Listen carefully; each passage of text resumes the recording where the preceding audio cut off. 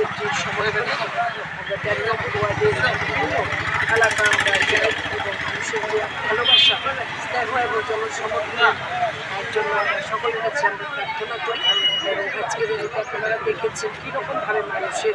সারা, এবং এই র্যালিতে আমাদের যিনি জোনাল চেয়ারম্যান তথা এই ওয়ার্ডের যিনি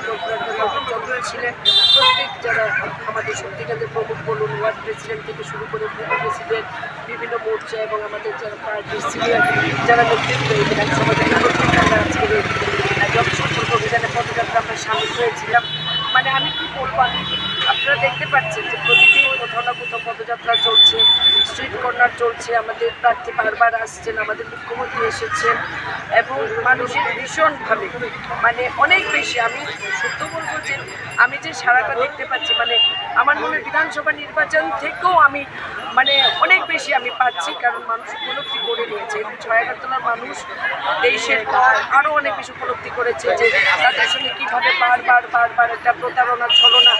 তারা করেছেন, কংগ্রেস মিলিতভাবে করেছেন। মানুষের কাছে আজ ভারতীয় জনতা পার্টি ছাড়া আর বিকল্প আর কিছু নেই। মোদিজির প্রতি, আমাদের ডক্টর মানিক শাহজির প্রতি মানুষের দিনের পর দিন যে ভালোবাসা, স্নেহ